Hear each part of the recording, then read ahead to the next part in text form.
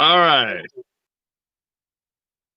All right, everybody. Welcome to another edition of Moonhawk Studios Presents. I am your host, Mac Paladin, and with me in the studio, as always, is my good friend Adam. Hello.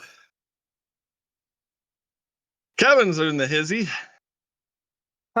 Yeah, in a house that has barely any air conditioning at the moment, unfortunately. More on that in a moment. I'm using a trucker tornado fan clipped to the back of a chair while I sit at my kitchen table. Yeah. Trust me, you're worse. I'll tell you that. Yes. Not Somewhat. that it's a competition. Yeah. Not that it's intended to be a competition, but we also have Petty Fan on the technicals. Yay. And bringing up the color commentary is the Golics. Yes, I am here.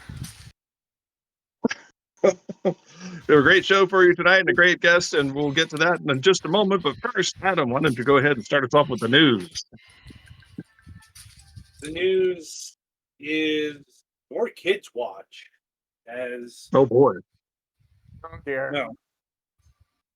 Well, it's the last week that I have to look after the kids for summer vacation because after this week they get sent to their mothers for 2 weeks as they gear up for the upcoming school season, because the school season in the South is from May to August. The summer. Opposed to Okay. June to September for more northerly states. I'm like, the issue is because of the heat wave, the kids are spending this week inside. Can't play outside as much as they usually do. Because heat stroke is the thing. Right. Outside of that, I've also been recovering from the sickness I contracted, about a week and a half ago. I'm mostly done with it, and I am looking very forward to not having to suck down lozenges one after another. Am I the only one hearing technical difficulties? I think I'm hearing somebody. Golix's switch is either too loud or he left his mic on. Sorry. Yeah. Adam was cutting out for me, so I just wanted to make He was sure not everybody cutting else out could for hear him. me. I didn't hear him cutting out. For once. Now it was it was bleeding through he's playing a game. So Anyway. While Mac fixes that issue, finally on Saturday it will be my birthday. So I'm not going to say I look forward to those these days, because honestly, it's just one more tick to the grave when you reach a certain point. But nonetheless, my brother is taking me out to a teppanyaki restaurant. So, looking forward to that. Been a long while since I've eaten in one of those places. So, anyway, that's my news. Kevin, over to you. yeah. Well, it's Oh, sorry, I just heard echoing there for a minute. Anyway, yeah, it's been a pretty interesting week here. So the air conditioning here has been partially knocked out. It is completely out. I live in a 2-floor house here with the downstairs part outside of one room being completely gone. So it is and outside of my bedroom, my folks' bedroom, and I think another room up here on the second floor, the AC is also gone. So as long as I'm in my room, I'm relatively well air conditioned. But the moment I step outside that door, it is a sauna because it has been around 100 degrees around here. And when it gets into the house, that translates to with no air conditioning, temperatures around 80 degrees, meaning sauna time. It's not fun. But yeah, other than that, really nothing really much else going on around here. So with that being the case, Petty, what's going on in your world this week? I was gonna say it was mostly quiet, but apparently a creditor is suing my mom because she owes them almost $3,000. Oh, lovely. We told her to pay this off after she got her settlement money from when she got hurt. She did not. Oh no. Oh no. Yeah. So that's fun. Wait, no, opposite of that. Yeah. We still have not heard from the company that we're trying to get to fix our pool at all, and I'm starting to get a little perturbed about that. Because we don't have a pool, and it'd be a real nice time of year to use that when we've been having, heat in excess of 100 degrees Fahrenheit. But it's frustrating. Mm-hmm. And I don't know if it's going to just come down to us saying screw it, and me and a buddy who has access to what's called a bobcat. It's like a little mini like excavator or whatever. Him bringing that to my house, and we level out the area and put in a new pool liner ourselves. Mm-hmm. Because, like, I'd like to get it fixed professionally, but at the same time, there comes a point where we'd like to use our pool that we paid like almost $8,000 for.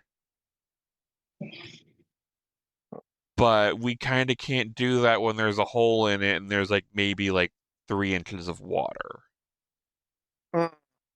Dive face first. Ba-dong. It's above ground pool. It wouldn't end well either way.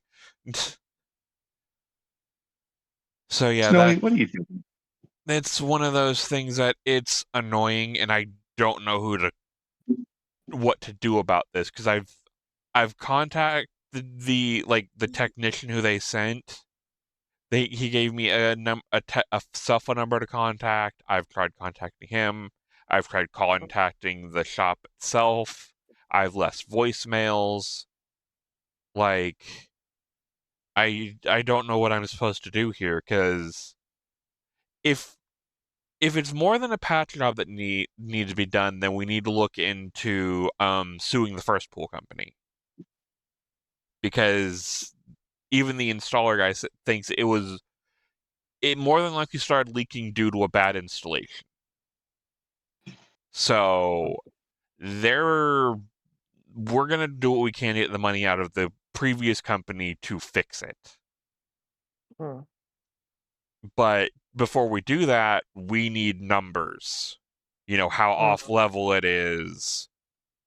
The specification, I guess, violations that would make the pool not safe, even if they patched it, not safe to fill again until those are righted.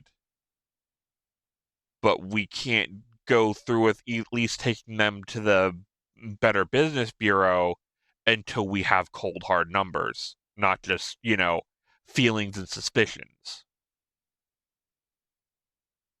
So I'm not sure where we're going from here. I don't know if we just need to, this weekend, actually go to the shop and see if I can grab somebody and actually talk this out. So that's annoying. as far as like other things going on, the cat distribution system is currently revving up for me. Friend of mine who's fostering the kittens is going to be taking the oldest two she has to the vet to make sure they're healthy before they want me to come meet them. And not this weekend, but possibly the weekend after, I very well could have at least one new kitten, if not two. Huh. So that's fun.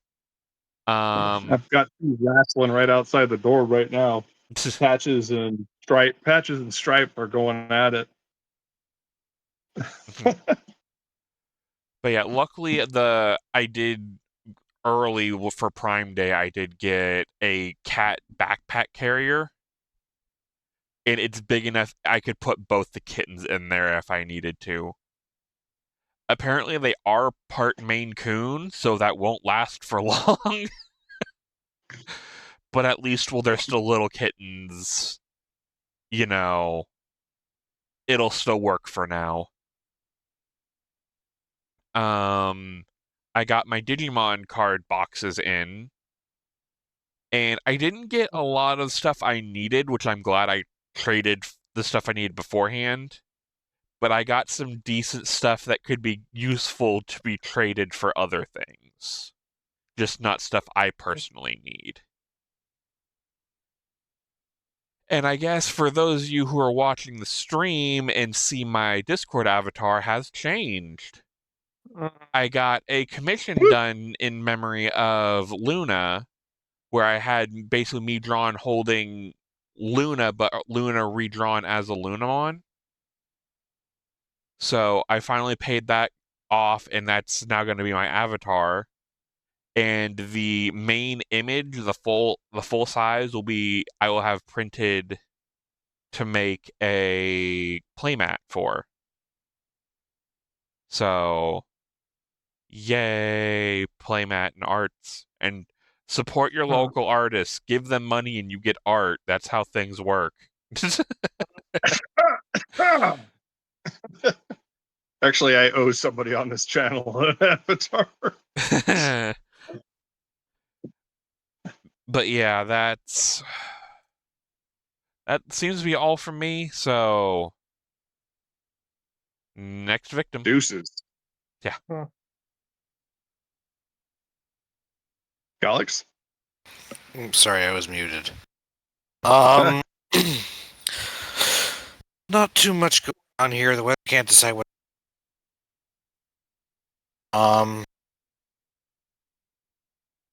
Let's see. I bought a present for my niece's birthday, which is coming up in a couple of months today, I guess. Mom is getting her a mini Yoto, which is something my sister wants. It's a audio player thing that doesn't have like screens or whatever. It's supposed to be good for kids. So she suggested I could get headphones. So I went to the local toy store and got that. Yes, but I guess specifically kid-safe headphones. Kid size and kid safe. Yeah. The box is quite small. It's like 8 inches square about. Yeah, it's all fun and games till little one accidentally turns it up to full blast and they don't hear anymore. Right. We don't want that happening. Yeah, that's how mom gets mad at you. I'm getting close to the end of the introduction / chapter I'm trying to write of one of my stories that I've been doing background material for it, but I didn't want to do anything about the main characters because most of the stuff about them is stuff that comes out during the plot, so I decided I would start doing that. And I'm almost done, I think. I'm like at least 3/4 done, and I'm on page like I don't know what the hell. 2, 3, 4, 5, 6. about 10 pages. So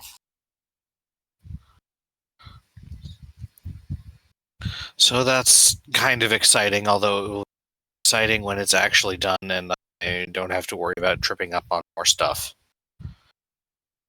Currently, I realized I have to give names to a couple of vessels, and that's harder than you might think. Hmm.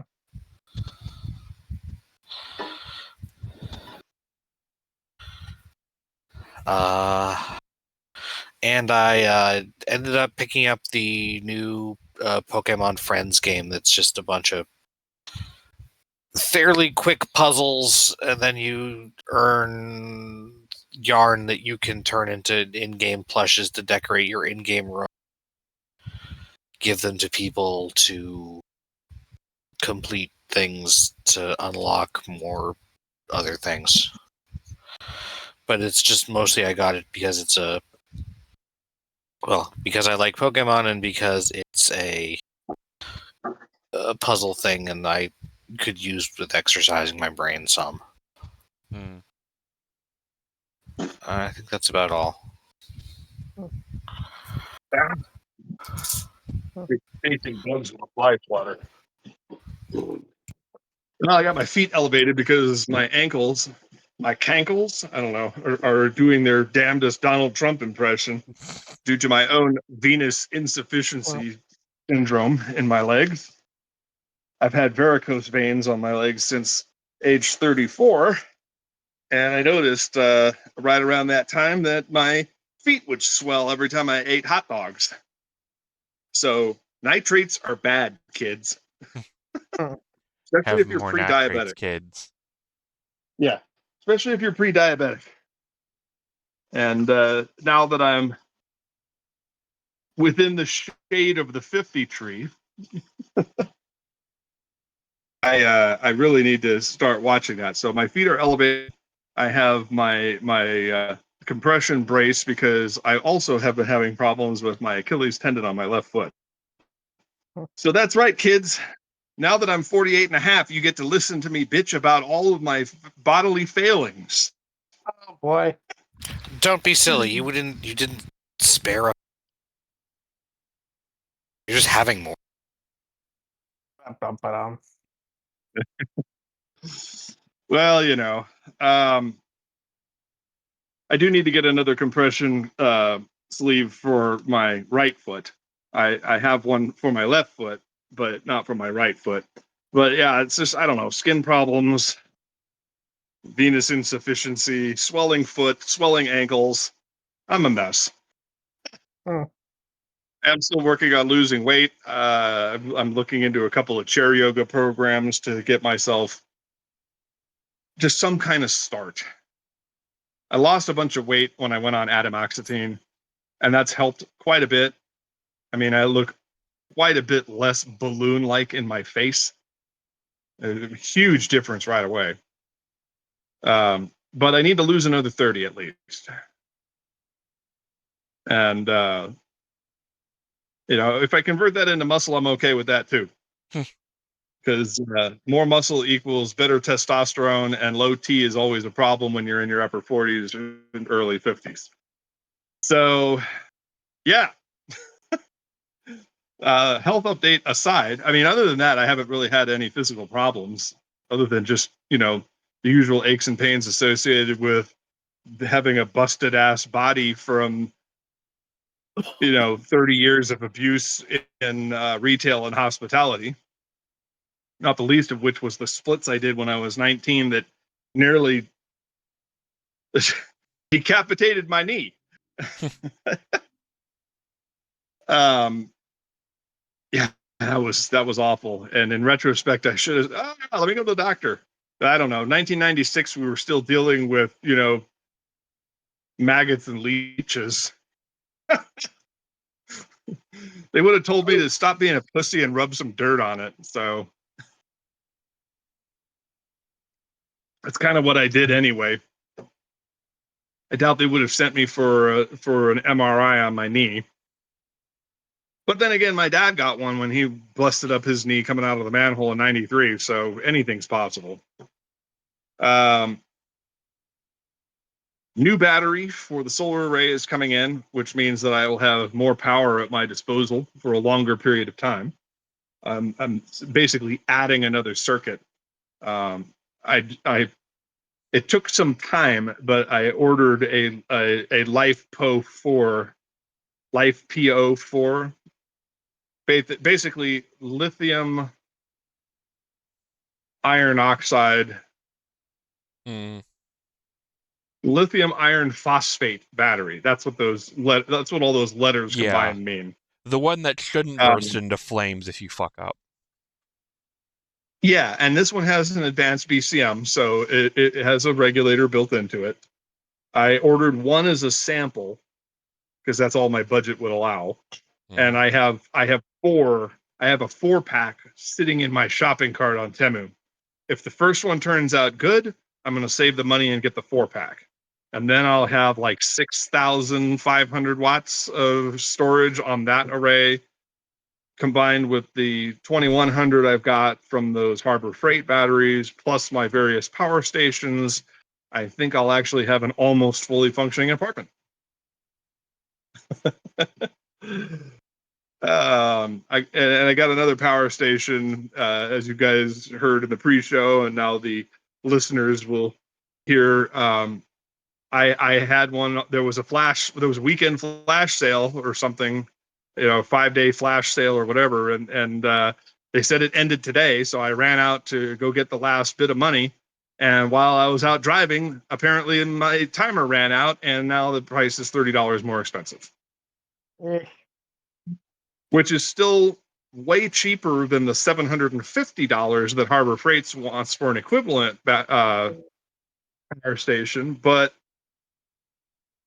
let's just say I'm not happy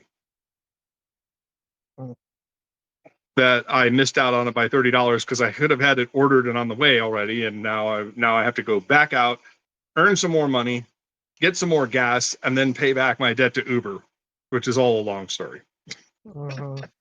That I will not bore you with. But the good news is I got my i7 rebuilt, and I binge watched all of Strange New Worlds so far, and I'm pleased with how season 3 is progressing.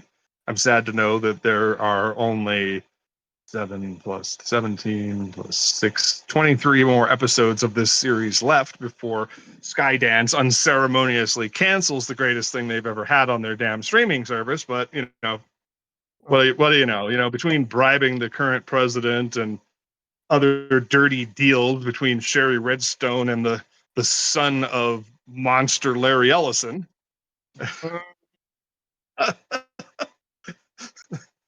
That was a lot to unpack, wasn't it, Kevin? I didn't know what you were talking about, so The son of the monster Larry Ellison. well, I knew what you were going. I knew what you were saying, though. That's the important thing. Yeah. Who knows what the future of Star Trek may hold? But the trailer just dropped for Starfleet Academy, and I'm a lot more impressed than I was a year ago. That's for damn sure. But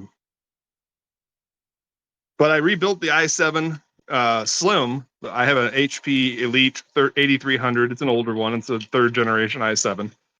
But what's important about it is that it only uses a 250 watt power supply, and it's low profile, so I don't burn out my battery centers in less than 6 hours when using it. So that means I will finally be able to start working on commissions and possibly the animation project, and at least uploading some webcomics. So keep your fingers crossed, because with everything that's going on in the UK, and don't forget that we also have a similar bill that's sitting in committee since February to require online ID for all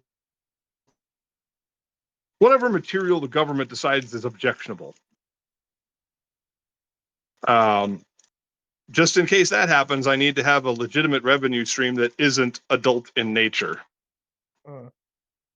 So I will be working on that, and then everything else will be behind the scenes, and I may get back into the whole VTubing thing. And I don't know, there's other things on the plate that are starting to look up for once, in spite of all the gobbledygook that's going on in life today. I don't know, but yeah, had to ban somebody out of my Lyft ride for being a absolute delight. I would start a sentence and she would just cut me off. I agree with that. Blah, blah, blah, blah, blah, blah, blah. It's like, okay. It's like, you can stop talking now. Miraculously, I found a thrift store pair of glasses that matches my prescription. And when I hold it up to the light, it reflects green, which means that it has glare resistance built into it. There you go. So for $3.99, I can now see at night again, which will help me with my work immensely. You know, considering the fact that I was driving around by echolocation before.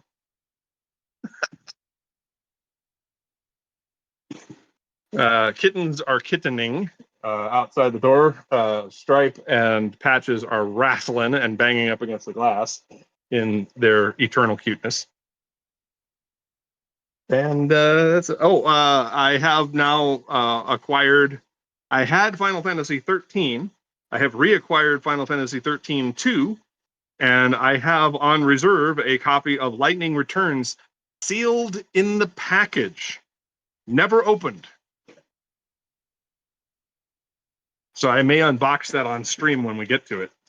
I'm going to leave it in the cellophane until we get to playing that. I'm going to as soon as I get all the parts to my Xbox 360 Slim set up on video capture, I'm going to restart the RPG showcase on Mac Paladin's Retro Gaming Emporium. And as I told you guys last week, I'm going to be starting a series on the most reviled Final Fantasy titles in the saga.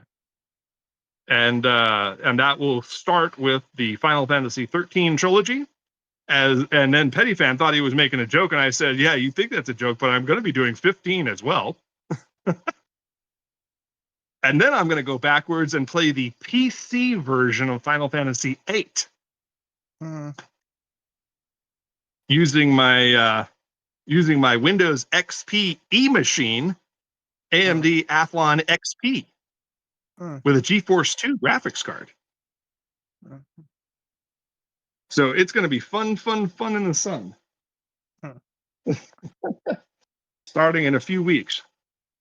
That's my plan. That's my statement, and I'm sticking to it. All right. Kevin is dubious as usual. No, I'm just actually, I need to step aside here real quick. All right. Well, without too much further ado, I'd like to introduce our guests for tonight. We have Marc Quill of the Wrestling News Observer and more. Marc, welcome to the program at last. Good evening. How are you, everyone? I am doing well. I'm alive. Beyond that, I will not commit. So, Marc, tell us about yourself and what you do. Well, I am a writer by trade. I currently write for the Wrestling Observer website as a recap man. I'm currently recapping WWE SmackDown every Friday, tirelessly. And of course, I have my side hustle when it comes to writing. With my current series, Night Saber, The Adventures of Carter Holt is the thing I've been working on, and you'll hear more about this story I've been writing on as we go along. All right. Well, let's just jump right into it. Adam, who's going to be taking over from here? Is it going to be? Are you going to be the one doing the majority of the talking here? I'd say so, especially since Kevin isn't right here at the moment. He said he had to step aside, but definitely more for the Night Saber stuff. Kevin probably join in for the wrestling stuff. All right. Let's get to it.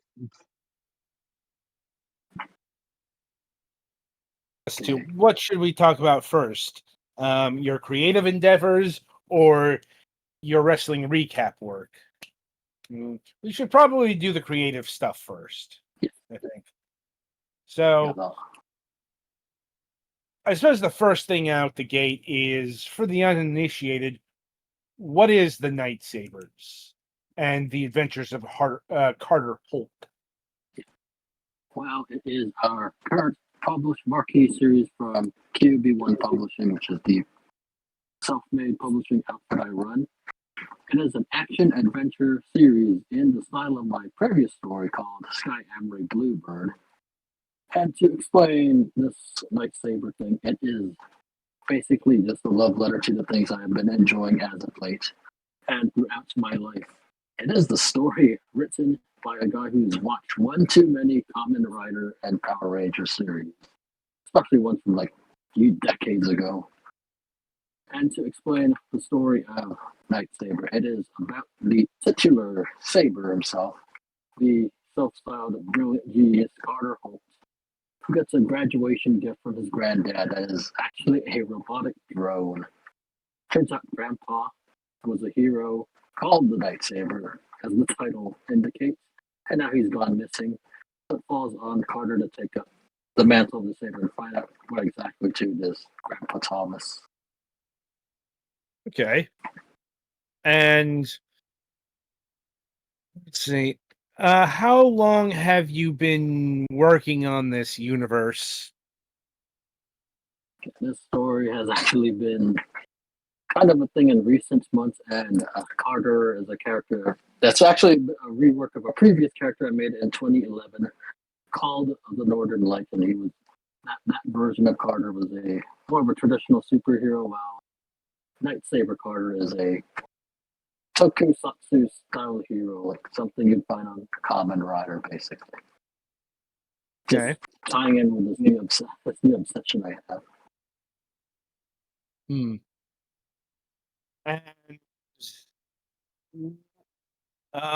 are there any connections to Sky Emery Bluebird? I would say, in a loose sense, yes. It's definitely in the same universe, but it's meant to be its own thing. Like, so you won't see Bluebird running around in Carter stories. It's mostly the Saber series is just mostly Carter off doing his own thing in another world. Okay. And I suppose we might have to pull back a bit to explain Sky Emery here. What is this particular property? It is the original story under the QB1 Publishing, which is more of a traditional superhero series about the titular Bluebird, who is a genetically enhanced young girl who fights evil again in the city of Toronto. It has two story arcs currently. The first one being about explaining just who Sky is and how she ended up in Toronto and how she finds to stop this conspiracy that's targeted her. And then the second arc is just mostly standard done in one stories about her doing her superhero thing. Okay. So more of a American superhero pastiche, I take it? Yes, albeit with a Canadian. Technically, yes. Now, I suppose that begs the question, what in particular makes this Canadian outside of, you're Canadian, it's set in Toronto? Like, what is the other particular flavors of Canadianness, if you will? I would say with just how the tone of the story is a lot more optimistic. It's a bit of that in Bluebird, but it's more pronounced in Night Saber, particularly with how our main hero, Carter Holt, he is, despite being a genius, he is very optimistic and kind, and kind of comes to the Canadian spirit, as cheesy as that might sound. Like, interesting. Like, I mean, the nature of optimism is, how do I put this? Like, it's in a lot of, let's say, North American stories, because a lot of American works are tend to be optimistic. Not all of them, but they're a lot more optimistic than stuff that comes out of Britain. Yeah. Or like, God, Russian stuff. Jeez. You want to talk about bleak? Oh man. Yeah. But anyway, Needs more Tolstoy. Needs more Yeah. Dostoevsky. yes. Like, anyway, trying to get my train of thought here because I lost it. Right. So how long did you go along with the Blue Sky books? And the Bluebird was started in 2016 under many iterations until I settled upon the superhero story that I've been working on tirelessly until recently when we shifted focus onto getting this lightsaber stuff ready. Yes. So 2016 to 2025, I would say Bluebird's on current hiatus because all my energies is obviously on the saber. And do you find the change in character refreshing? Yes, and having to change the tone slightly because, like I said, lightsaber is more like the tokusatsu style story that I wanted to nail that tone correctly so it's a bit different from how I approach a Bluebird. So I want to hit all the tropes like you have it. Carter transforming, and then all the power ups and everything you'd find in those kinds of Toku stories. And in terms of the writings, are they actual books? Are they like graphic novels? Like how visual is it? Well, the stories themselves are just basically written prose stories, but I found a habit of making promotional stuff to allow to visualize who these characters are. So there's like comic style covers, and then on the website I set up for Lightsaber, there's a section which shows characters, which shows what each of these people look like, so readers can have an idea of who they can visualize when reading the stories. And now you've mentioned that this is published out of QB1. Yes. What is QB1? Like, is that just so? Is this a real book printing authority here, or is it just a place to like store your writings? Kind of just like a place to store my writing. It's just basically a one man operation. QB1 is me, and I just do everything. Okay, it's important to distinguish that stuff because some people they have actual studios. Some people, there are a few people, that kind of deal.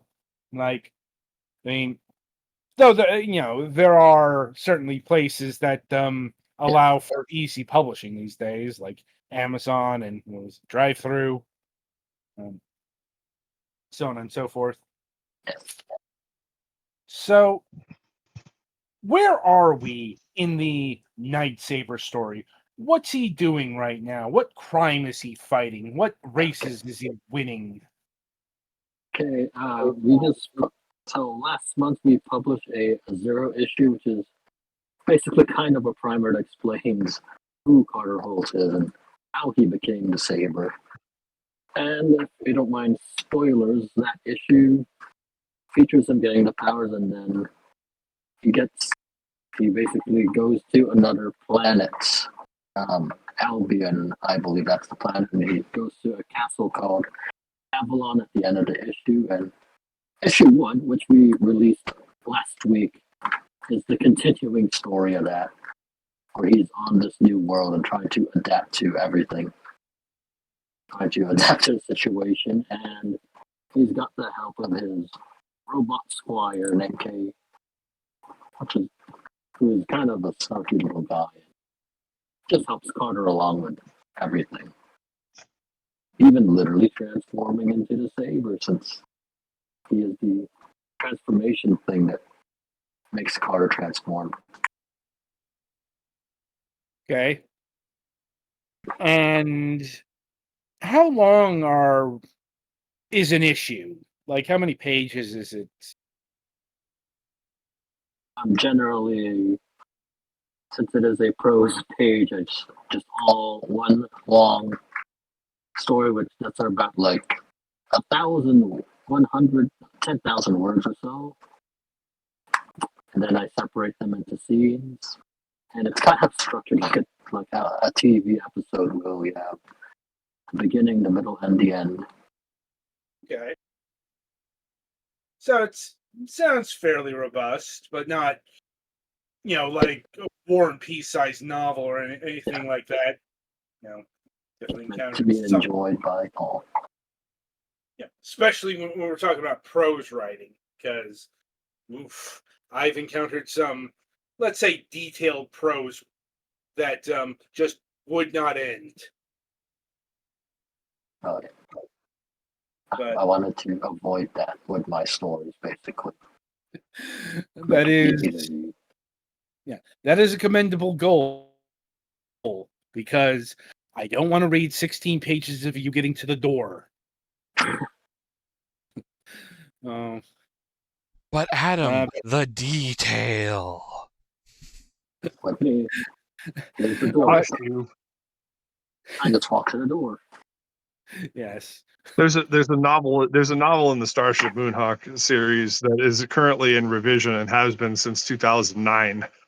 I'm having a George R.R. Martin moment myself, and my ex Jamie told me that she almost died of boredom reading this 8-page segment about Rachel Harrison's background.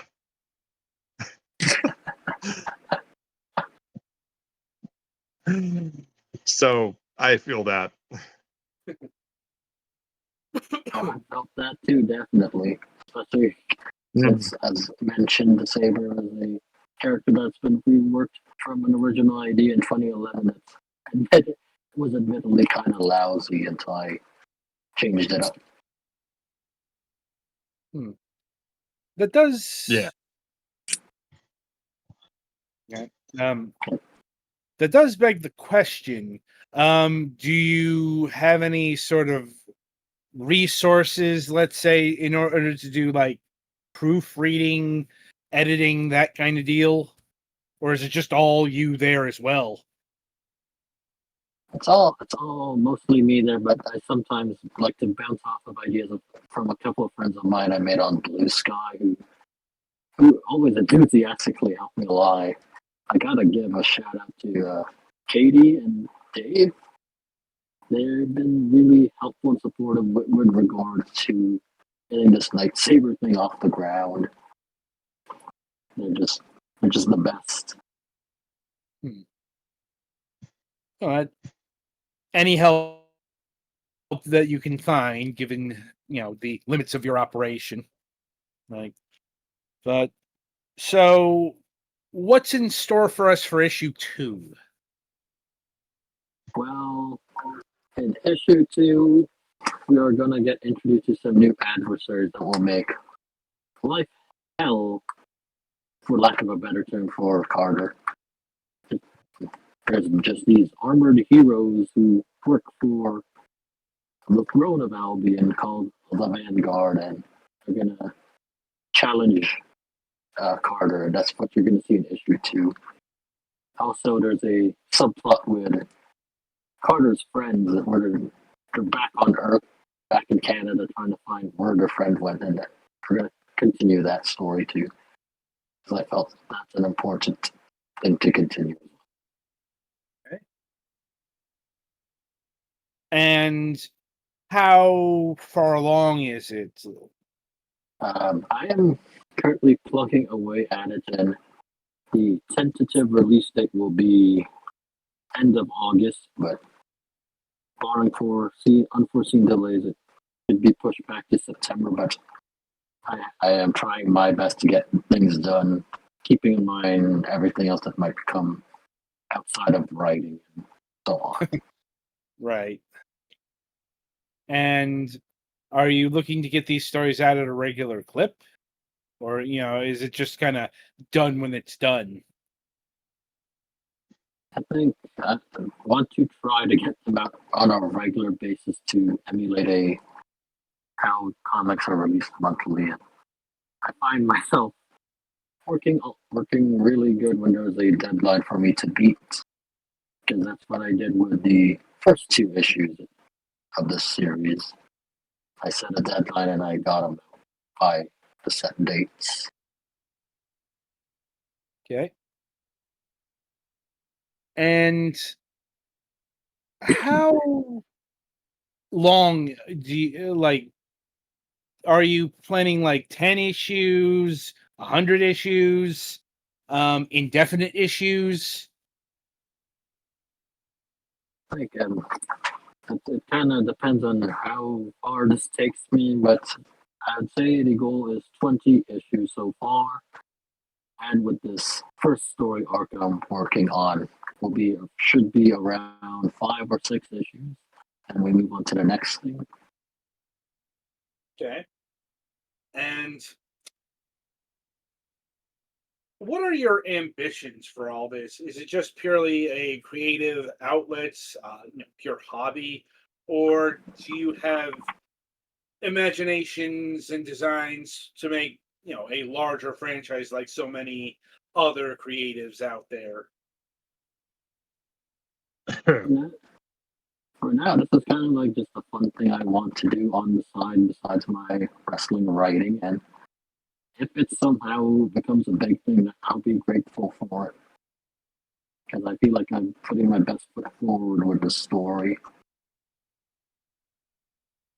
Okay. I think that's a fair enough assessment at this stage. But, still, not a bad philosophy to have.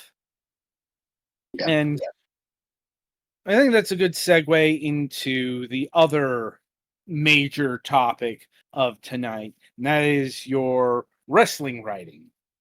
Yes. All right. We'll see if Kevin is around still.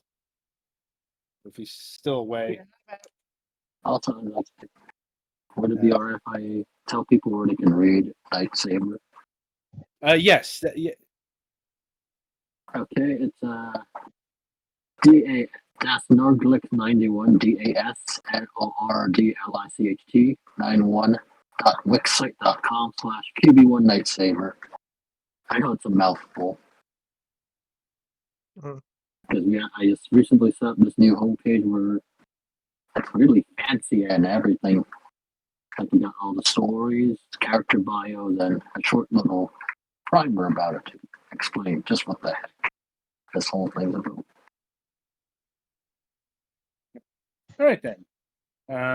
So we're all good there. Yes. Onward to the Rosslyn. Yes. Okay. So I suppose the first question is, how did you land a recapping job at the Wrestling News Observer? And also, Figure 4 Weekly, yes. Home announcer. And, they were in around 2020, early 2024, they were looking for recap writers, fill-in writers, and I impressed them enough that I got a job as a fill-in until they moved me to doing the NXT pay-per-views along with the fill-in stuff. And then they added Saturday Night Main Event when that got rebooted 2024. And then now I do the weekly SmackDown recaps, which is the regular thing. So you've been at this for a couple of years now. Yeah. Starting in 2024, yes.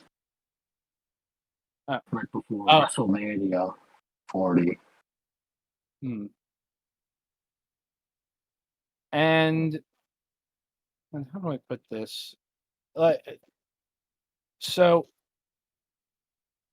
what is it like writing, recapping a television show, especially it's hard to use the word nonfiction in regards to wrestling, but a sports entertainment event versus the purely creative writing of your own works here. It's generally, since it's a live recap, I'm often just typing up the action as it goes along. And funny enough, I kind of find it very similar to writing, I guess, action scenes when I do the lightsaber stuff. Because it just boils down to describing let's say, one guy doing a move to another opponent, like particularly during matches. I find that very similar to writing action scenes in my other stories. I can see the comparison. Like, as someone who I never did formal live recapping for any entity, but I did quite a lot of I've done a lot of what they call live tweeting over the years, and it's a very active thing to write for. Trying to describe actions in real time, though I'd imagine, given the space of like a website, newsletter, what have you, it's a little less pressure sensitive than trying to recap on social media.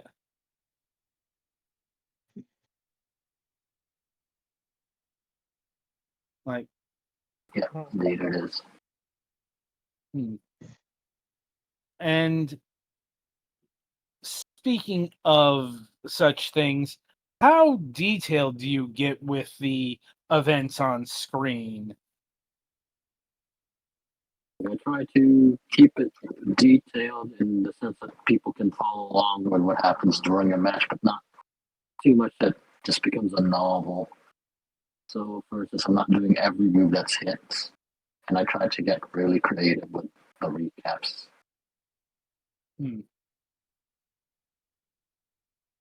And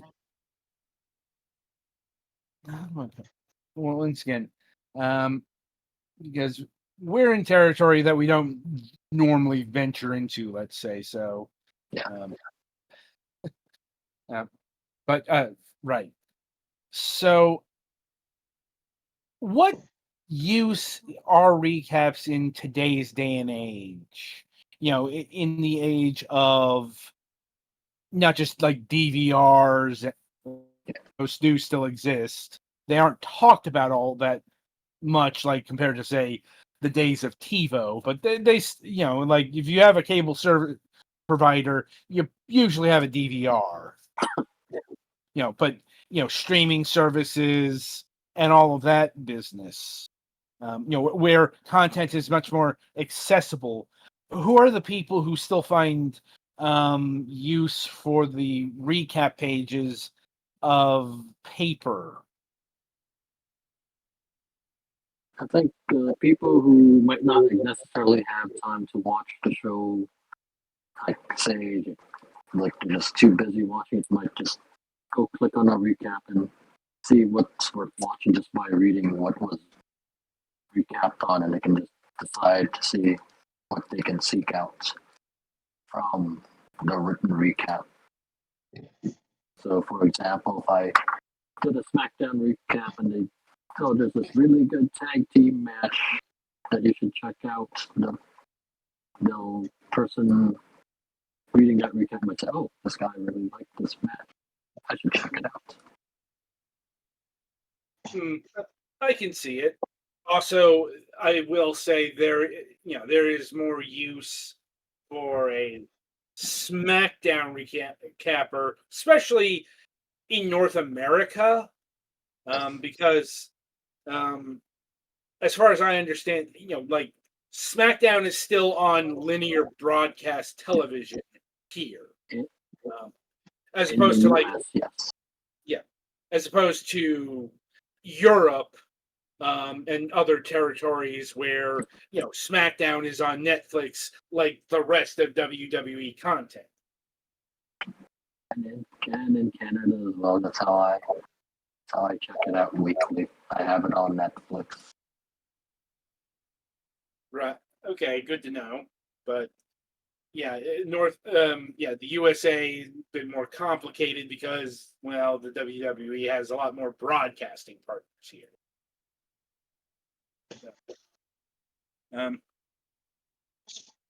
Speaking of such things, I was going to get to this eventually, but I think here's a good place to address the issue, and that's the whole, I guess for lack of a better term, morality of recapping the WWE in this day and age.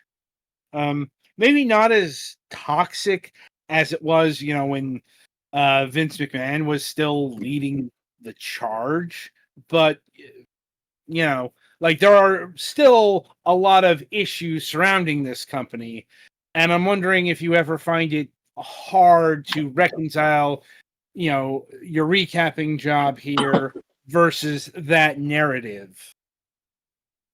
I would admit sometimes, yes, I do have that struggle, but then I realize I'm just, I guess, taking one for the team and doing it for the money, basically. You gotta make a living, so to speak. I'm like, I think that's a fair enough answer. Because people got to eat and so on and so forth. And there's still a demand for this kind of thing. So, of course, I definitely would hear the other side of that argument in that just would make things worse because you are making a profit off of misery and all that kind of stuff. I mean, these are the kind of conversations that I've seen on Blue Sky. Yeah. Granted, I'm not directly being paid by WWE. I'm working with a third party, The Observer. Mm-hmm. There's a bit more leeway with regards to that. Right. That is a good point. You are you're working for a third party entity that, given the nature of their business, just they can't ignore a major network television program like SmackDown. Maybe if this were I don't know, Unity. I don't know if they still have B shows in this day and age. Your Sunday Night Heats, your Velocities, but you can't ignore one of the main broadcast platform of one of the two brands of the WWE. I mean, plus, this conversation can spiral ever more further because, to put a fine point on it, the wrestling industry is a pretty scummy one, all things considered. There's a particular quote by a wrestler by the name of Big Davo where he just says, "Some wrestlers are just fucking stupid. I don't know what to tell you." And that quote always comes up whenever a wrestler does something or says something dumb. And Lord knows I've seen that meme pop up time and time again without fail. Yep. I'm sure Kevin knows what I'm talking about with that Big Damo meme. I think it's a good point to hand it off to Kevin and have you ask questions. Okay, this is pretty new for me.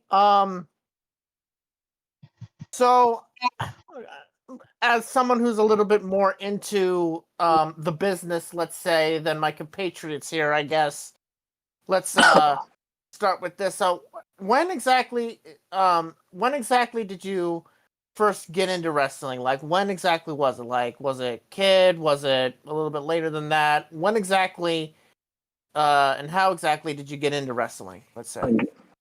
Like it was as a kid, particularly during Monday Night Wars. I was watching both WCW and WWF. I was more of a WWF guy because of Stone Cold. Right. And I think I might have gotten in trouble once in elementary school emulating Austin. I would bet. I would Who bet. hasn't? I would bet. Also, I say WCW because I have some memories of watching WCW with my grandmother, God rest her soul. Her favorite was Goldberg. We enjoyed watching him be dominant. Mhm. Okay. So, has there been any point in time where you've kind of tuned out of the business like a major way, like not like basically going, things are really really stupid and really really just not good right now. I'm gonna take a step back and maybe I'll come back at a later point, and I guess obviously you eventually did, but has there been a point in time where you just look around and you go, yeah, I'm gonna step aside here real quick, or for a good period of time? Has there ever been a point in that? I think 2018 WWE when the TV was really lousy, and then they blamed it all in the story. I think Corbin, I guess, said, "Oh, this is all this guy's fault," even though you're the one who booked it to be this bad. And not that the following year WWE was any better, Kofi Mania aside. Then thank God AEW showed up as an alternative to the utter bizarreness of 2019 WWE. And I do mean bizarre because goodness gracious, they were just getting weird, to put it mildly. Yeah. When a guy lathering another dude with dog food is the weirdest thing put out that year, things just got insane. Yes, that did happen, the dog food thing. Yeah. Okay, I'm trying to think of another question here. I guess I would say since it's been brought up here, how do you feel about the current state of the entire business at this particular moment? I'm pretty much like a general phase, like in terms of both the Fed, as we lovingly like to refer to WWE, and also AEW over there, which has been pretty rocky relatively lately, in my opinion. But how do you feel about the overall state of the business at this particular point, especially as I think this weekend is the big event, and is SummerSlam, yeah. SummerSlam, yeah. As we arrive at the SummerSlam point, which feels to me, and I guess I'll also ask this: do you feel like right now everybody is in a state of fully rebooting everything? Because it feels like after SummerSlam, things are going to be fully rebooting over the WWE.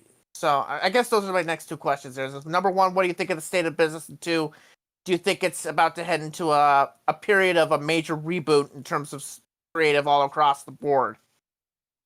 I would say the state of wrestling right now is okay. I think WWE is on a bit of a downturn, judging by how WrestleMania 41's main event was received, and just how everything it seems on a downturn as I would say the honeymoon period for Triple H is worn down. And then you have AEW kind of going. You said you thought they were being rocky. I've been personally enjoying AEW as of late, especially with how they built up Hangman Page as the top guy, and just had a big all in event in Texas where They crowned him Yeah. the champion, and I think that felt like the reboot for AEW. Yes, absolutely. I truly felt like I felt like they really needed to put the belt on Hangman because it was getting to the point where, where they were going, it was just going nowhere. And if they didn't put the belt on him in Texas, then it probably would be very bad news for that company. Yeah. Especially considering that they booked that big stadium there, probably one of the biggest shows that they've had up to this point. So they had to do that, and I mean, who knows what happens this weekend at MetLife? But if they do the right things this weekend, it could easily be a similar situation for WWE in a creative reboot moment across the board, because they're gonna kind of need to, considering they got a big hole that got punched in their creative for the back half of the year with Seth going down. Of course, So, there's people who think that Seth's injury is just mental work. Like they think he's just pretending and he'll honestly, I felt it that way too at first, but it took it to me till the end of the show when he didn't show back up to go, okay, yeah, it's real.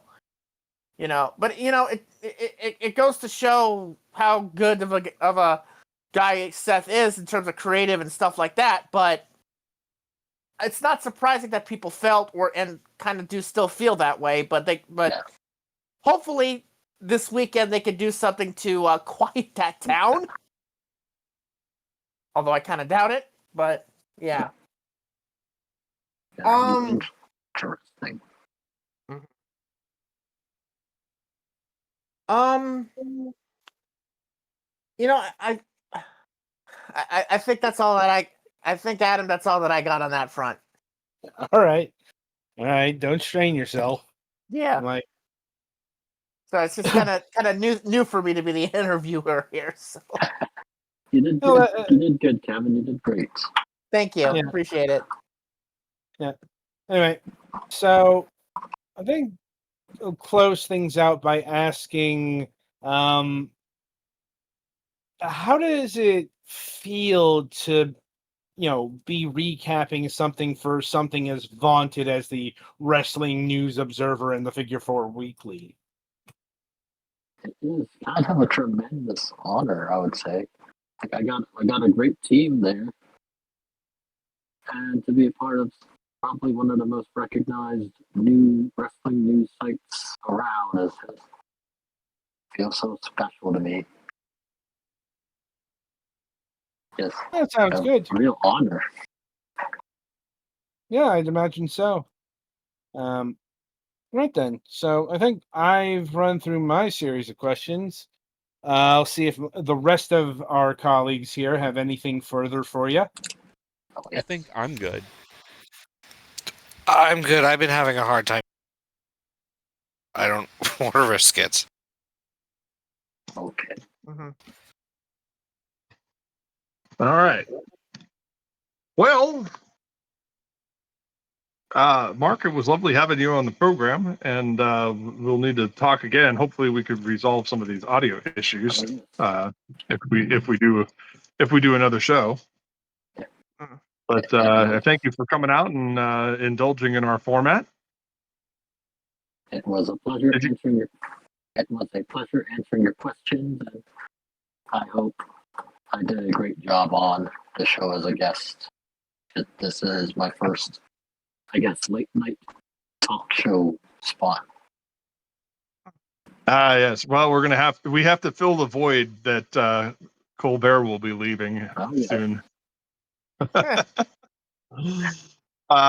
But it was a pleasure having you on the show, and even though I didn't say a whole heck of a lot, I was fascinated by a lot of the stuff you were talking about. Did you have any last minute things you wanted to promote before we ended this part of the show? Okay, again, to talk about what we promoted, it's Night Saber, The Adventures of Carter Holt. It is a fantastic series. There's a handy link tree site at linktr.ee www.ee/mqnightsaber that will have all the relevant links available, and it's a lot more easier to remember than the other address I mentioned. Also, please check out my SmackDown recaps every Friday for the Wrestling Observer, including this one. It's coming tomorrow, as good as the Go Home before SummerSlam. And it'll be an interesting one, to say the least. All right. And I think that's it.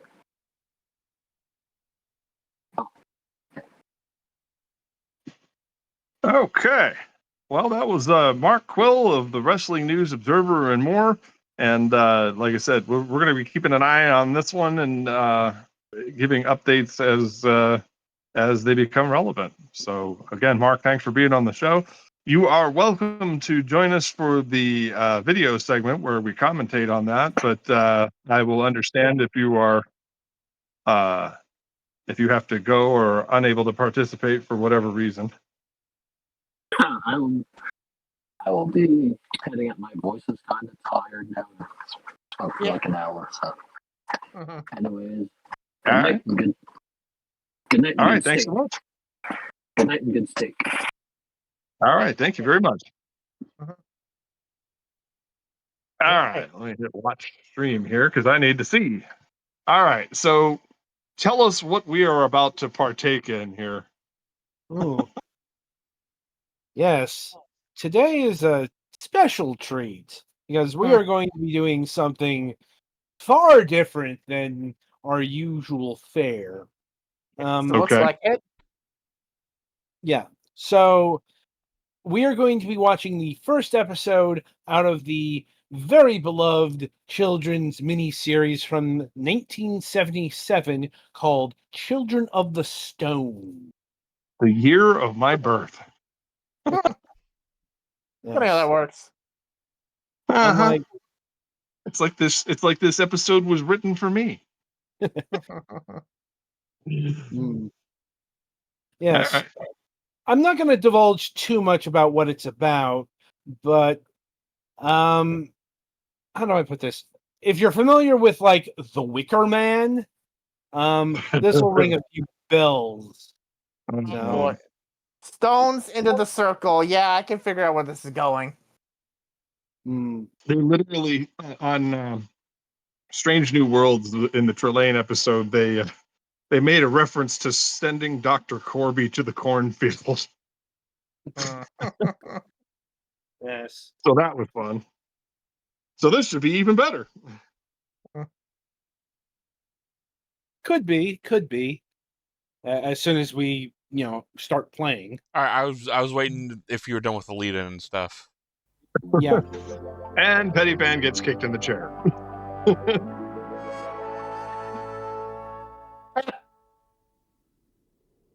Oh, good. We've got the subtitles on this week. Not all the videos we do have subtitles. Well, I mean, even the auto-generated ones, they're pretty hilarious. They give me the gist of it, so I can.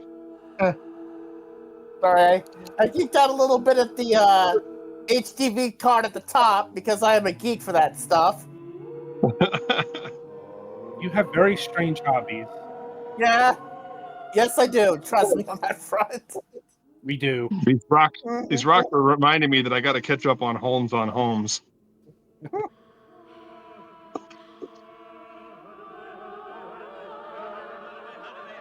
Oh, For kids. yeah. Garignac. The hell did kids watch in the 70s? I'm scared. All you have to do is look at Doctor Who in the 70s, and trust me, you'll understand why this is why this is what it is. Indeed. I think Garignac is the pig lizard. It's a distinct possibility. Like, look, British folk stuff is freaky. Tab, hit the translation circuit. Rock. Phantasmagorical. How you know this is British? But they're in the field. Somebody actually put to paper phantasmagorical. Like, Yeah, that's Yeah. how you know this is British. Only that's they how would you do know. That's how you know. Mind the rocks, dear. But they're in the field. Can I lick the rocks when we're done? Why Once is he once driving again, on the wrong side of the road? Gets thrown out of the studio. once again, you have all failed the BritBox test. Not known anybody. You soon will. Suppose they all turn out to be nutters. Do we have to stay the whole Hell, it's 3 the months? 70s because of the ugliness of that suit. Jeez. God. Plain as shit, boy. What with them keeping up appearances and all. Oh, hello. Bye, Granny. Now that's a place for a title card, huh? Oh my God! I'm very sorry. I just didn't see you. Don't step into the face circle, you morons. Didn't expect to be met. That's how they get you. Got the transmission from film to studio, ladies and gentlemen. Yeah. I'd have no one to look after, would I? True. By the way, sir, this stuff arrived yesterday. I told the men to leave it where it is for the time being. The typical 6-pound British budget. Damage is there, sir? China, would it be? Or glass? And here we have some thrift store boxes. All glass. Well, Also worth noting, this is not a BBC production. This was made No, for it's not. only TV. Oh man. Yeah, you can. Yeah, you know this is not a BBC because of the thing in the front. HTV. That is, like I sang earlier, Harwick, which is was the ITV station in Wales, but also had a secondary franchise, which this was made for. HTV West. Hey, they actually spent some money on the Sharp series. Mm-hmm. Unlike this program. I know. I think they spent their entire budget on druidic whaling. Yeah. Let me see if I can find something in the old news archives about the switch over from just BBC to quote-unquote premium television back in the day. no magnets. You do that. So you're wrong, Mrs. Crabtree. You've got at least 53. The stones, the standing stones. Each one a source of great magnetic power.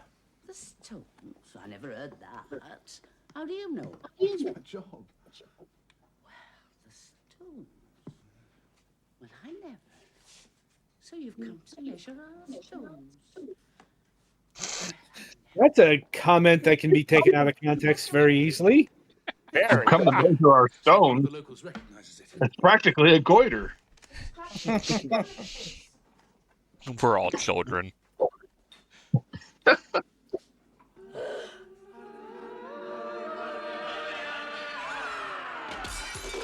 Mind the cult, dear. Lord. Come on, that painting isn't that bad. Goodness gracious. But they're in the field. The damn pagans are at it again. Bloody hell. Those damn dirty druids. Yeah. And we're gonna get letters for that. Yeah. Make sure to send letters to the editor at burp. At It just suddenly comes in without really further notice. Oh, yes, sir. We love everyone except the Dutch. Jesus. Mrs. Crabtree. And I rather think you could do with a cup yourself. Yes, sir. Happy days, sir. I wonder how many gold member references I can get into this episode. Now, what was all that about? That. Oh, we'll put that one in the skin box for later. Oh my goodness me. My son found it in a junk shop. Is that Bill Nye? Young man, Matthew Brakes, sir. what made you buy it? I just knew I wanted Or is it Dollar General it. Bill was about a Nye? year ago, before I knew I was coming here. Now I think it looks like the country round this village. There's the hill, and that would be the start of the avenue. Yes, there is a resemblance. What do you suppose it represents? I'm sure this is just a coincidence. Yeah. And this will go nowhere. Dad says Milby could have looked like Yeah. that in the old days. Yeah, you know it because of the way that the guy's asking Have questions. you ever seen anything like it? Yeah. Nothing. Plus, we're spending about 5 minutes on this particular plot point. So powerful that it made an old lady fall over. Quad non Quad non est, similo.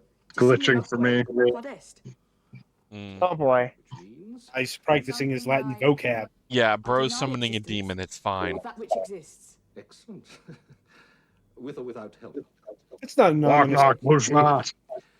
I deny the existence of that which exists. Look gross. Remarkably Green? futile statement, don't you think? Oh, sorry, I was Like practicing refusing to Klingon. believe what one knows to be true. Oh, why are you so passionate about that? It's like, wait a minute. Right, Matt. Boring business chat coming up. Explore. Everyone here is very friendly. I'm sure you'll find someone to show you around. Oh boy. Remember when Telling you you, that just guy- send your kid outside the house? Yeah, I wouldn't. Oh, look. Come here, ride. Where Near to? to the cornfield. Just around the village. Show you the sights. I haven't got a bike. I think a cornfield would be an upgrade here. No, I mean, Just has a grass roof. it doesn't look. I mean, Thatcher's cottages. Thatcher's cottages. as someone whose family is ancestry from the Midwest, I can say that I prefer this kind of rule than the one in the Midwest. Honestly, I'm still in the Midwest, and yeah. I was very impressed. Checking my references as a tenant. He's kind of a swarthy gentleman. Anyone with the faintest interest in astrophysics has heard of Adam Brake. We must have more than a faint interest to have come across the observatory's paper. Dabble. I'll take terms coined by Benjamin Franklin in 1751 for $1,000. Odd, Dad. Odd. Matthew coming across that picture. Perhaps the picture came across him. oh really? It's like, oh really? What do you mean by that? This is very normal business meeting stuff, by the way. Yes, Harry. yes. Oh dear. When Like, your work here is finished, you'll stay. I'm afraid I can't afford to. I've a growing boy to bring up. My wife died 2 years ago. I'm sorry. I have Matthew. He's a great consolation. How did he, Consolation. Jesus. Very well at first. I'm pretty sure if you said that now, CPS would be summoned immediately. But I found it was unwise to let him handle any look, of my they work. had a word-a-day calendar. They had to get some use I out of it. began remembering incidents with her in incredible detail. It's morbid, really. Perhaps the change of scene will help. I hope so. Another reason for your staying on. Bro, is Scaring bro me. okay? I don't think so. Did he have a copious amount of whatever drugs were hot in Britain in the 70s? Intelligence? Curiosity. Family dollar bill Nye looks concerned.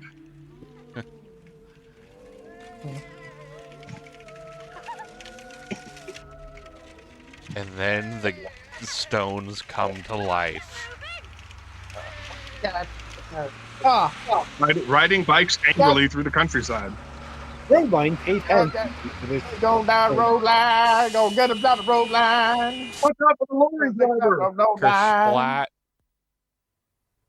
Oh, dude just got isekai'd. Yeah. Also, you can tell it's the 70s because nobody's wearing any sort of safety gear. No helmet. So, funny story, apparently now you don't need a helm, at least here where I live, even to ride a motorcycle. Of course you don't. We deliver the goods, huh? I bet. Welcome to Donald Trump's America. Happy day, Mrs. Warner. Happy day, Bob. Cornets for two? There's an executive order for that. Two, please, Mrs. Warner. Vanilla? And chocolate. Oh, is this part of the Cornata trilogy? Wait. No. Child of the corn. Child of the corn. Hello. Hello. Just arrived. Why were you staring through our window? I heard you were coming. What? She's the plucky love like- interest. She's like, I heard you were coming. What? She's the plucky love Got to interest. stick together. We've got to stick together. What? I mean, if I'm that boy, That's Sandra. Her Mum looks after the museum. Aren't we only like 5 minutes into this? She says funny things. Happy day, boys. Happy day, Mrs. We're, Warner. we're almost 12 into this. What's a happy one? If I were that My, how time boy, I'd be flies like, when what we're having the? fun. It's like if I'm that boy, I'm like, what the hell? End of part 1. Yep. Oh, thank You know God they what that told me. means? Because again, this was on ITV, and on ITV, what did you have? Commercials, or as they call it over there, adverts. How long do you prefer staying here? Oh, the university's given me 3 more months research. 3 months, then my grant runs out. Doesn't sound a very long time for much serious research. Oh my goodness, this is 77? That looks like a hairdo from the early 70s. Jeez. That's when the rock and roll was still pure. I think you could smack that hair with a shovel, and the shovel would break. Yeah. If you light up anything in that room, the hair goes with it. Hold on, she was sipping a sherry. Margaret Smythe, another new arrival. She's curated. It's got to be something special about a ginger sipping a sherry. One daughter. Well, let us know if you find what the significance. Adam Brake. I'm allowed to comment on such things being a ginger myself. Same. Why mine? Just make sure you don't say the hard R. Fuck off. Doing some research to circle the stones. I know. I'm a ginger, The village is a small place, Mr. according to TikTok. A village is a small place. Like these people are just flying these red flags left and right, and I've been looking at them going, yeah, no, I'm gonna be going on my way. Thank you, miss. That paisley tie is the biggest red flag of all. Come to the museum tomorrow. We can talk then. I still say the plaid suit he had was worse. And, etc. Oh, come on, the tweed jacket was awesome. Indeed. And may I include you both in my usual toast? Just what I wanted was to feel warm and cozy when it's 110 out in Tucson. Okay. Or 43.7 degrees Celsius for those of you in on the metric system. Yeah.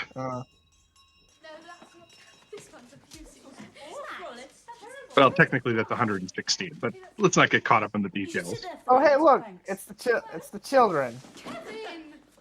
Oh, comedy. Oh, great. Yeah. Oh, great. The bully's name is Kevin. Great. I'm more concerned about those bell bottoms. Holy shit. Well, considering we just saw here stuff from the 60s, I'm glad we saw bell bottoms from the 70s at least. He doesn't know the difference. The difference between happy day, children. Happy day. Would they got that in Britain in 77? This is Matthew Brake, who's joining us for a few weeks. Matthew's father is an Pretty much late 70s.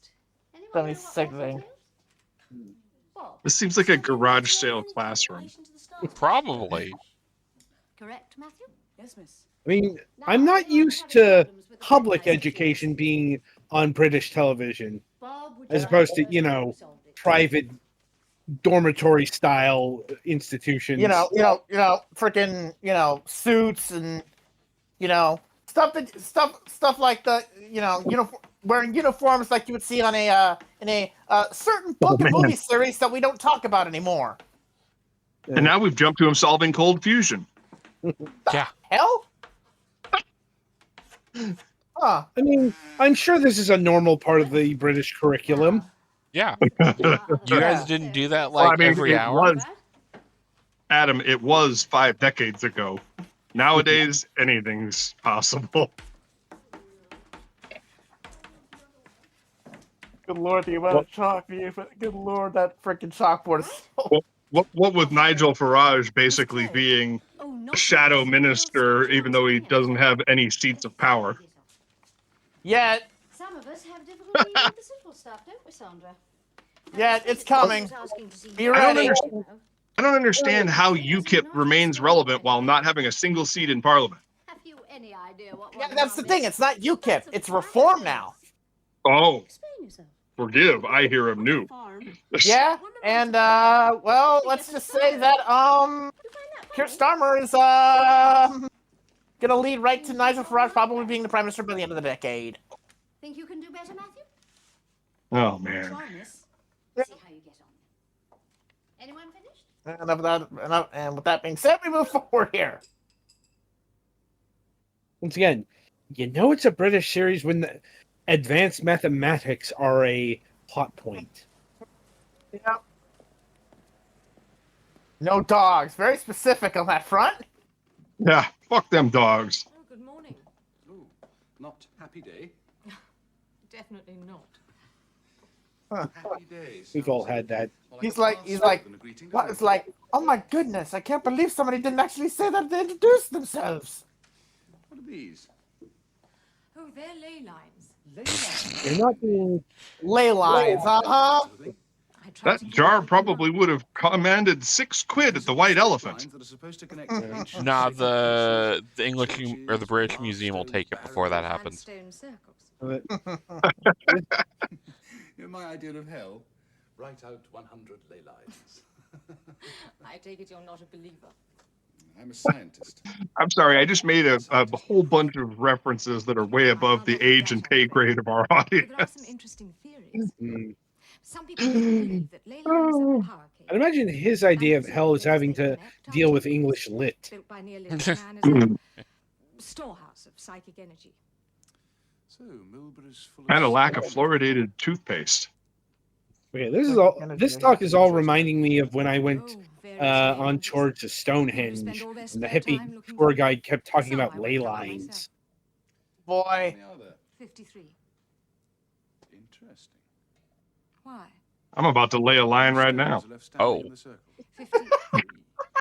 Pulls out razor blade. Let's go. Well done, Matthew.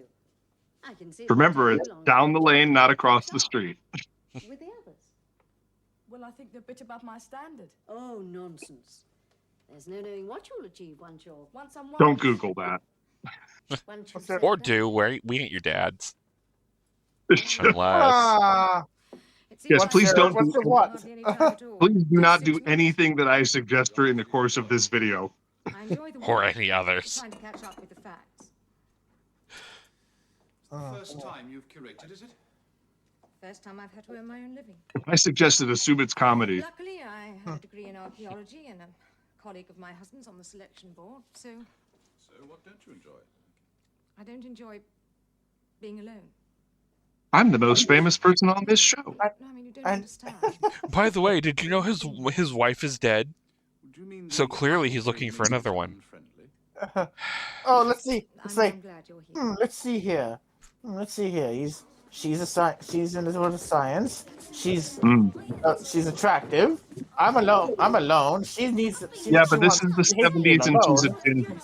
Yes, but Kevin, this is the 70s and she's a ginger in the UK. How far off are we from the troubles? He fouled me and the ref took no notice. Perhaps he was unsighted. Perhaps he was stone blind. Well, you certainly told him so. Do you have any friends, perhaps a brunette or a blonde? Go on then, thump me. What? Uh-oh. They really sold that ball. See? Didn't solve anything, did it? This is where the soccer flops get it. Okay. Yeah. Oh boy. Yeah. Football. Remember, in the UK, it's football. Kids still been soccer at this time. The UK invented soccer. Certainly, Professor. The stones that undressed sarsen weigh approximately 40 tons each. There are 100 in the original circle, of which 53 now remain. I present as evidence the fact that only British people would shorten association to soccer.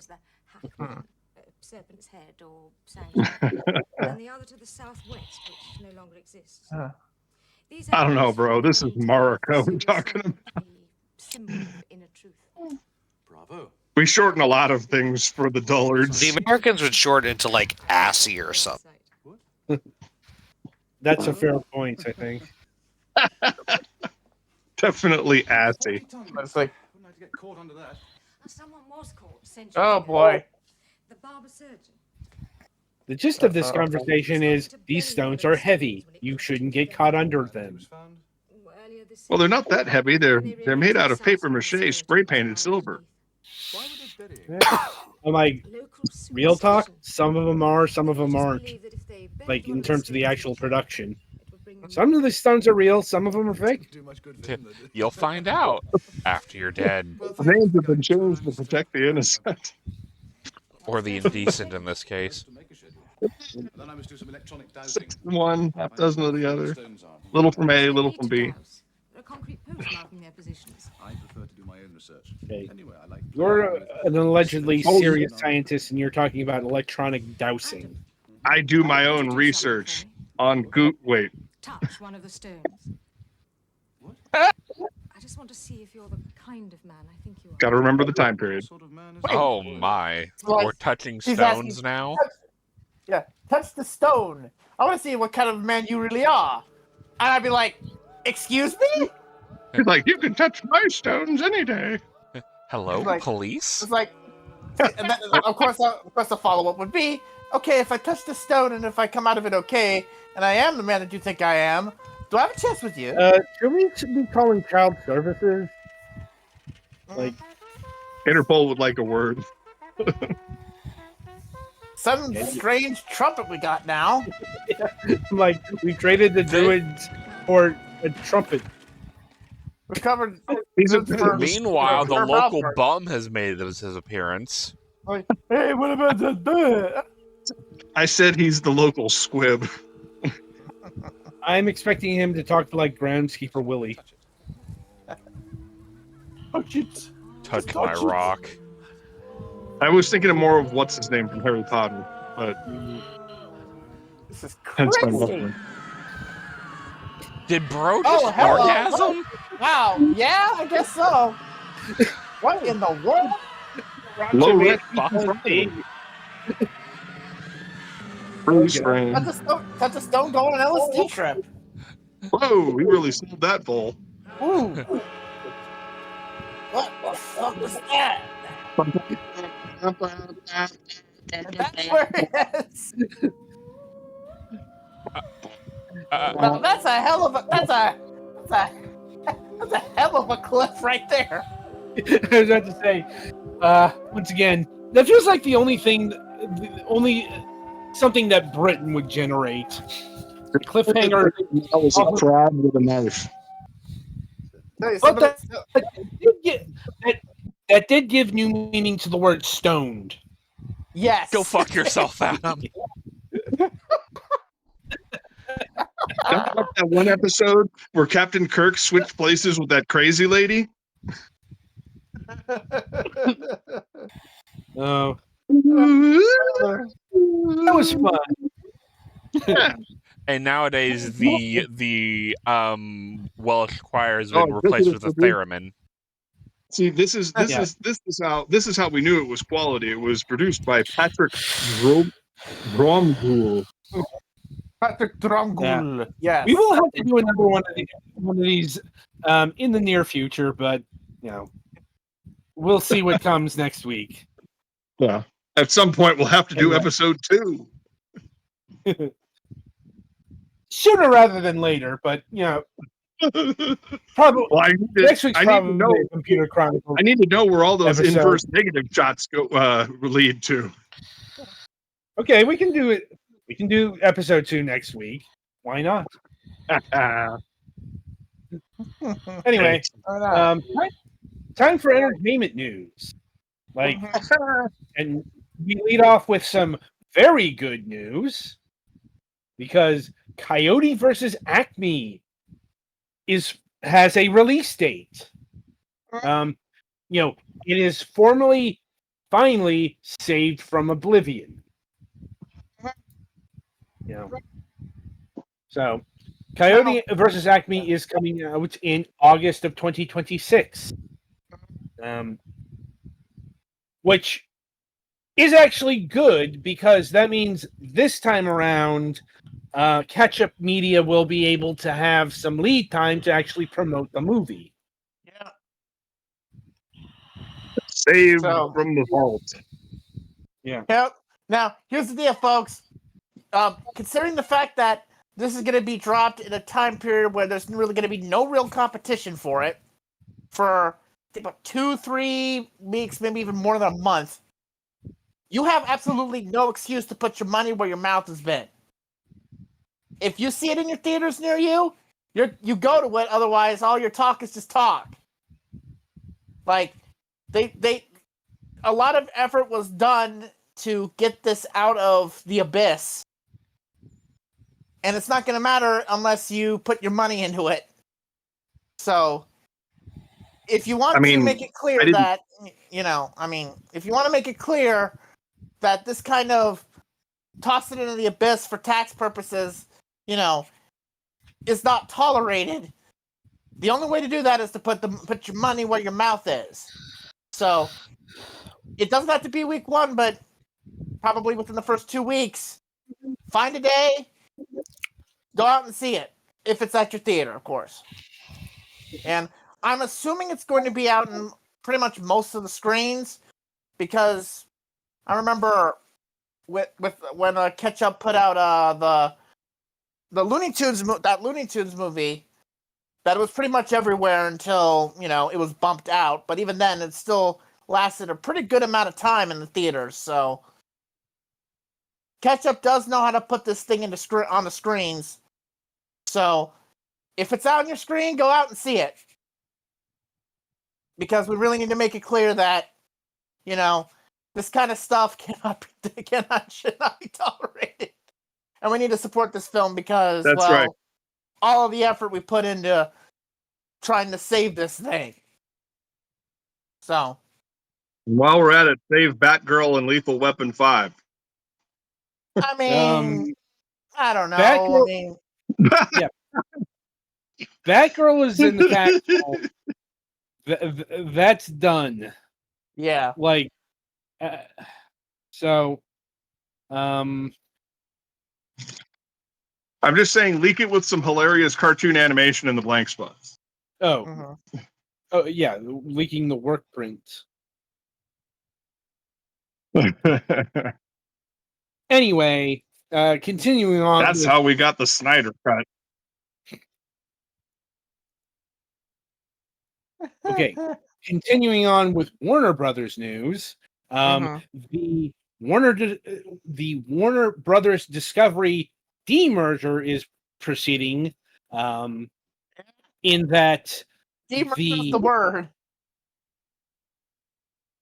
It's not officially a demerger because so what's going on at what's going on at Warner Brothers here, or Warner Brothers Discovery, is that they are taking their linear television and cable networks, well, just cable networks here.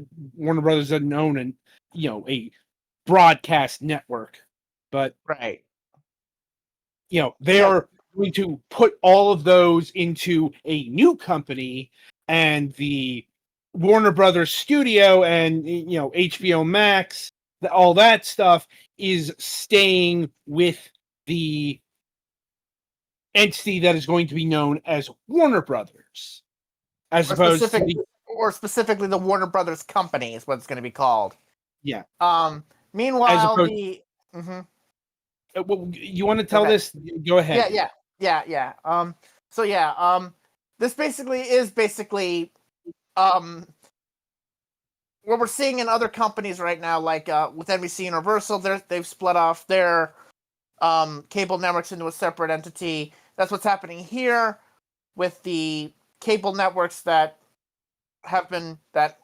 Discovery bought from Warner Media, and also from previously to that Scripps, as in Food Network, CNN, Cartoon Network, the whole nine, TNT and TBS, yada yada.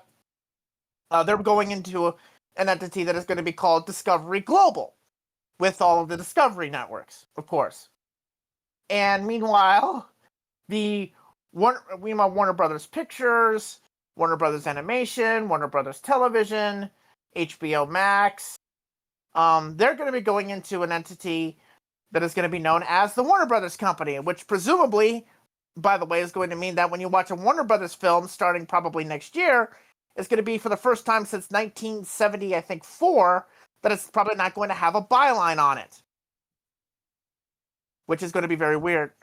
But that's beside the point. The point of the matter is, the Warner Brothers Discovery merger is basically being is basically being demerged here, although it's not fully because, Warner Brothers Discovery is the central entity, but this is basically going to be two separate companies with two separate managerial structures that probably will do close deals with each other.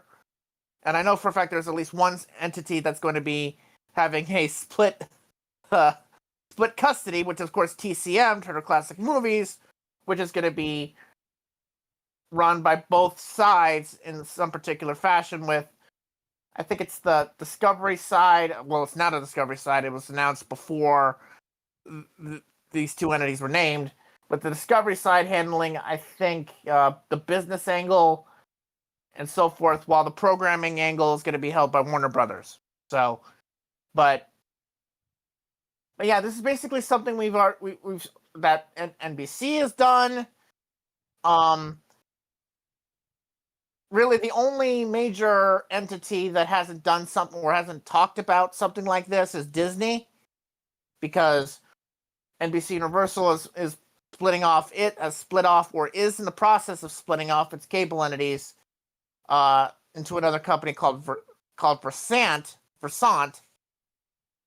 And what we have here is a similar situation with Warner Brothers basically becoming Warner Brothers again, and all of the Warner Brothers Discovery networks, the Discovery networks, the former Scripps networks, the former Turner networks, they're all going into a separate entity that is known as Discovery.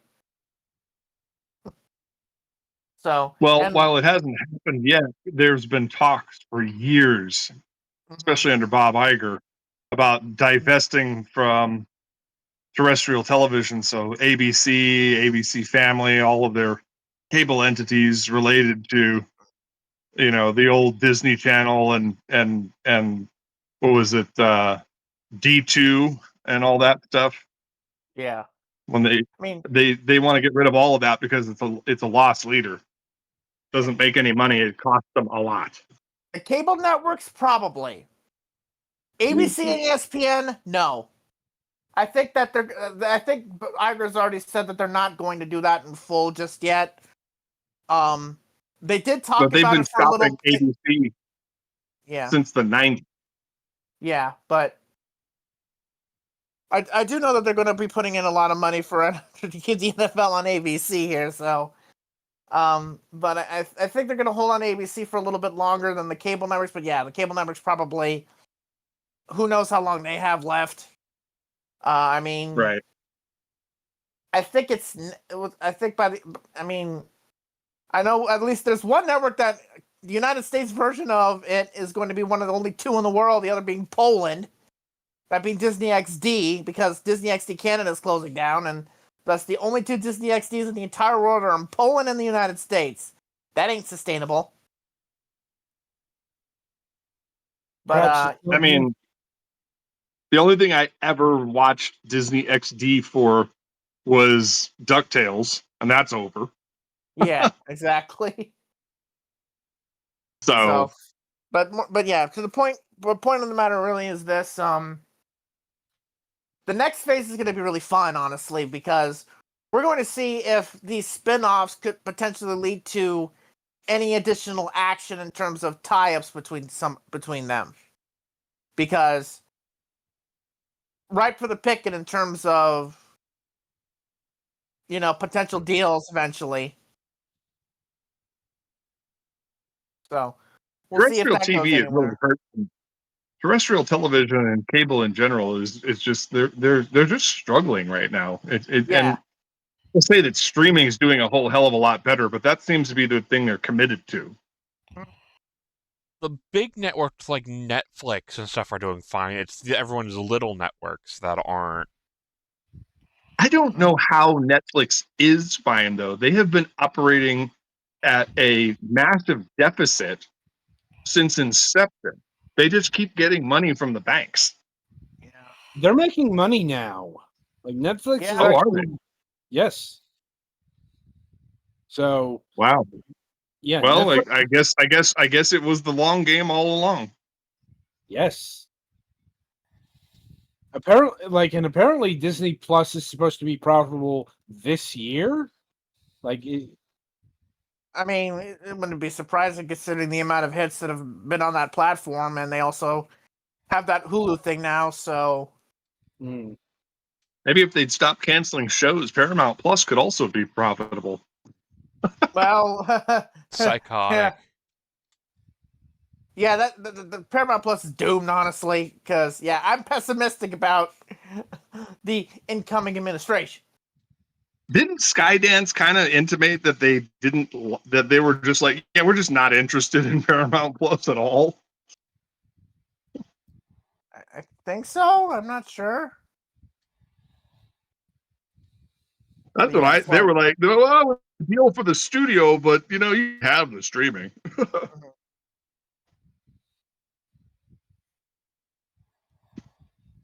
I remember us having a conversation about that a couple of years ago. Anyhow.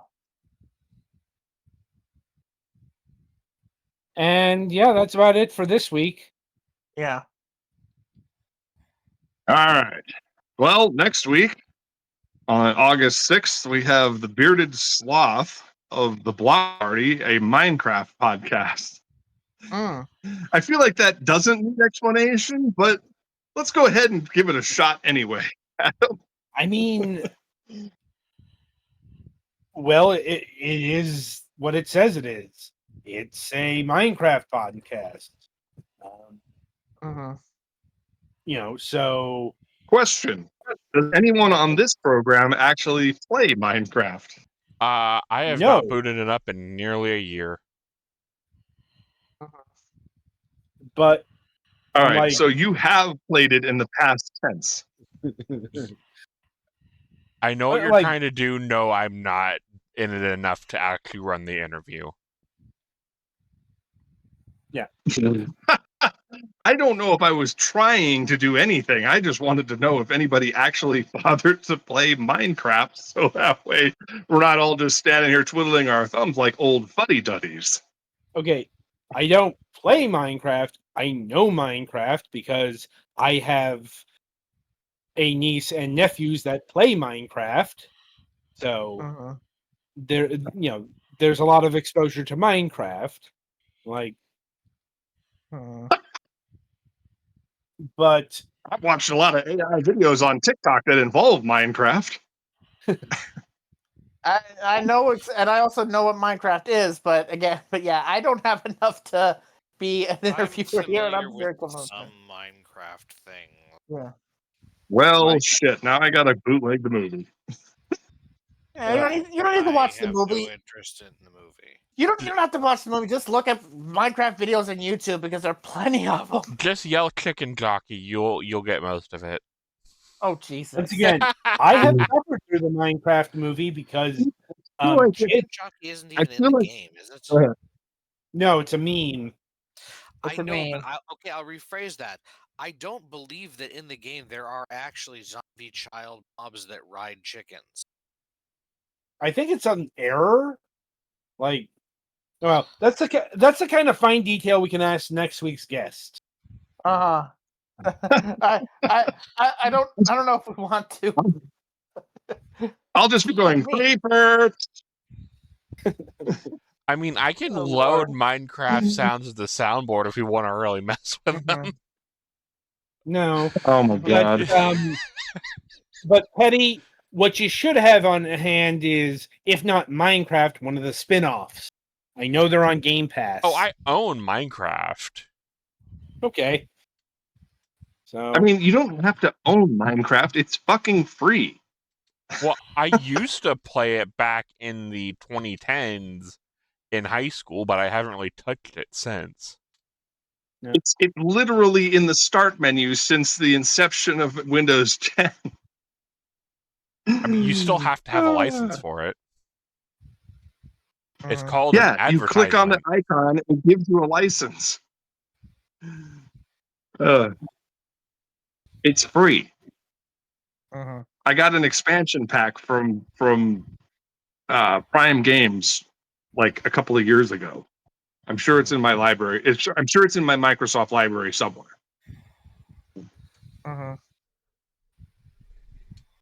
Now Roblox, that's the real crack. You couldn't pay me to get on Roblox. I'm old and I don't like things called row and blocks in the same sentence. Anyway, that's coming. Anyway, it should still be a fun podcast, especially considering how much fodder we just came up with in a few seconds. Yes. Minecraft is a quite so- expensive subject, so Yeah, it can get. It's not the initial. It's not the initial gameplay that's the outlay. It's when you get like seriously into it, and then you're suddenly getting refill packs, and you're like, "Fuck! Why do I have all of these cards I bought at Walgreens?" Fucking refill packs for what, Mac? There's a lot of stuff that's pay to play in the game. I know this for a fact because Oh, there in are Roblox? Minecraft. No, in Minecraft. Minecraft now has a cash shop where you can get cosmetics. Yeah. You can buy gift cards at Walgreens and CVS for Minecraft. Huh? You can, but some people like to pay to win, even if there's no actual victory.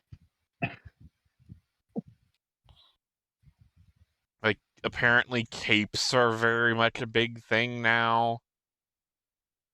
Yep. Microsoft is making a mint off of this game. Licensed whether they skins are talk a about it or not. thing. No one I've ever seen play Minecraft has paid a cent for it, is all I'm saying. Or if they Right, did, they but bought like the base version. Like, yeah, obviously, Well, if you know like I how to said- make a skin, then you don't need to pay anything. But it's more for the younger kids who don't know how to make a skin and don't Well, realize it's that there like are the free Zen- skin generators online. Look, it's like the Zen shop from anything Arc Systems or Perfect World. There's no initial investment. It's just when you get into it, all of a sudden you start getting enticements. Kind of like in Second Life, although that's a whole other thing. Sorry, I can't picture anything that would be an enticement in Minecraft.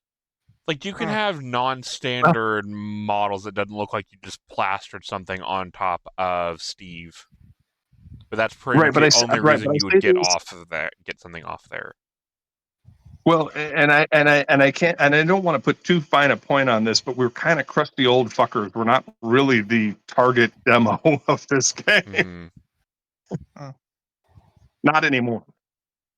I mean, 15 years ago, I don't know. The entire point of Minecraft is that you make your shit, is all I'm saying.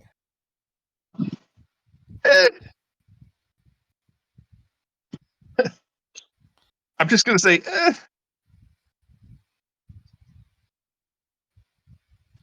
Anyway, not to belabor this point, but it should be an interesting show, and we've been hitting a pretty good stride this last season and this, so I'm going to keep my fingers crossed that we keep the trend going. So that's it for this week's episode of Moonhawk Studios Presents. Be sure to tune in next week, and I'll be back with I hesitate to say this because there is an element of up in the air, but I should be back Monday with Shadows Mist, unless I'm not. In which case, there will be no show. That's my answer, and I'm sticking to it. There will be a show unless there isn't a show on Monday. So, and of course, there's a myriad of things going on with Fragments of Silicon, so be sure to tune in for that. But until next week, I'm your host, Mac Paladin. Thanks for watching. Stay safe out there, kids.